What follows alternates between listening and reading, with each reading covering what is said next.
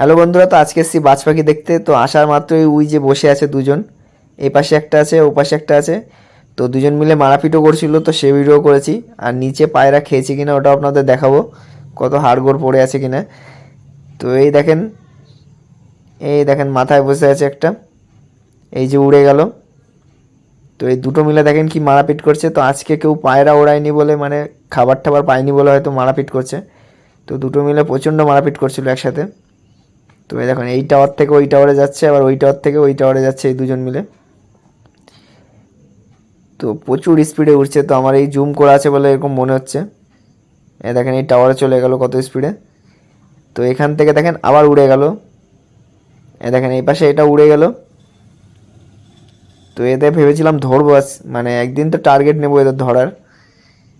তো এ দেখেন গুলির মতো ছুটছে, হয়তো এখানে বাসা বাসা করেছে।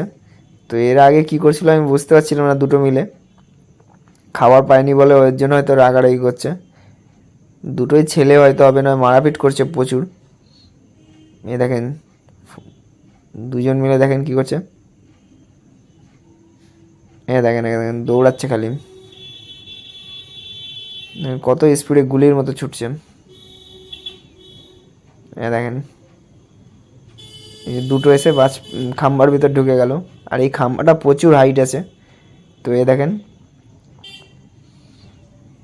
তো পায়রা উড়ালে এরা শান্তিতে থাকতে দেয় না। 1 ঘন্টাও পায়রাকে ঠিক মতো উঠতে দেয় না, পায়রাকে বাঁচে মানে অ্যাটাক করেই যাবে। তো যাদের বেশি পায়রা আছে তাদের কোনো সমস্যা হয় না, একটাকে খেয়ে নিল তারপর থেকে পায়রা উঠতে থাকবে। কিন্তু যারা কম পায়রা উড়ায়, দুটো তিনটে, তাদের পায়রাকে কিন্তু উঠতেই দেবে না। দেখেন এটা হাইট কত বলেন তো, 110 না 20 ফুট আছে, অনেক উঁচু আছে। তো এর থেকেও ছোটো ছোটো খাম্বা আছে, কিন্তু ওগুলোতে আর বসে না, এখন এই দুটোতেই বসে। এটা প্রচুর হাইট। তো এইখানে একটা বসে আছে মাথার মধ্যে। তো এবার দেখাবো দেখেন এরা হাড়গোড় ফেলেছে কিনা। তো দেখেন হাইটটা দেখেন খালি কত। তো এই দেখেন একটা বসে আছে, ওই যে এই যে বাঁ দিকে আছে দেখেন, হালকা বোঝা যাচ্ছে। এতটা হাইটে আছে যে জুম করলেও ধরা যাচ্ছে না। তো এই দেখেন এর নিচে এসছি আমরা দেখতে যে পায়রা কী করে মানে হাড়গোড় ফেলে। তো এখানে পায়রার লোম ভর্তি আছে রক্ত লাগানো, কারণ যেতেই আমরা 2-3টে লোম দেখেছি, মানে রক্ত রক্ত লাগানো আছে, অনেক লোমে ভর্তি। তো সব লোম তো আর নিচে পড়ে না, উড়ে উড়ে চলে যায় অন্য জায়গায়।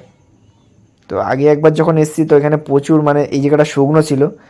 তো 2-3টে পায়রার খাঁচা, মানে এইখানে একটা পায়রা ফেলেছিল, মানে খাঁচা আছে এইখানটা দেখলাম। আর এইখানটা জল হয়ে গেছে বলে মাঝখানটা যাওয়া যাচ্ছে না, অনেকটাই জল আছে, গর্ত গর্ত। তো আগে একবার এসেছি তখন দেখলাম পায়রার অনেক পা ছিল। আর এখানটা অনেকটা ঘাস হয়ে গেছে বলে দেখা যাচ্ছে না, কিন্তু পায়রার লোম আছে অনেক রক্ত লাগানো, ছোটো ছোটো সব ছিঁড়ে ছিঁড়ে খেয়েছে, ওইগুলো রক্ত লাগানো লোমগুলো পড়ে আছে। আর এখানে একটা বড় দাঁড়াস ছিল, এখানটা তাক মেরে বসেছিল, কেউ দেখতেও পাচ্ছিল না। তো দাঁড়ার সাপটা লাফায়নি, আমাদের কপাল ভালো না, সবাই ভয় পেত। তো এই দেখেন এর ভিতরটা দেখেন। তো এখান থেকে একটা আমরা টার্গেট নেওয়া আছে একে ধরার। তো একে এইখানে তো উঠতে পারবো না, তো এইখান থেকে একটা বাজ পাখি ধরা পড়েছে।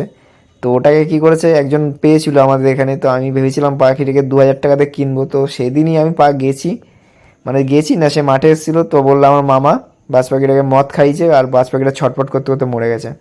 মানে বাজ পাখিটা ছিল অনেক দিন, 10-12 দিন ছিল। তো মাংস টাংস দিত, মুরগির এসব খেয়ে নিত। তো হট করে একদিন মদ খেয়েছে, মদ খেয়েছে সে ভয় পেয়েছে বাজ পাখিকে মদ খাওয়ালে হয়তো পোষ মানবে, আর ওটাকে দেওয়ার সাথে সাথেই বাজ পাখিটা মরে গেছে। তো ওটা আমার একটা ফেসবুক পেজে ছাড়া আছে বাজ পাখির ভিডিওটা। তো এইখানটা দেখতে পাচ্ছেন, এই জায়গাটা হলো সেন্টার, পুরো একদম মাঝখানে। এইখানটাতেই মানে হাড়গোড়গুলো পড়ে।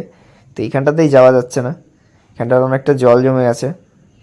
তো এদের একটা ধরার টার্গেট নিয়েছি কীভাবে, এইখানটা আমরা একটা ঘুড়ি দিয়ে উপরে সুতো বেঁধে নিচ থেকে ইঁদুর দিয়ে উপরে তুলে দেবো। তো একটা ওই যখন করবো আপনাদের দেখাবো।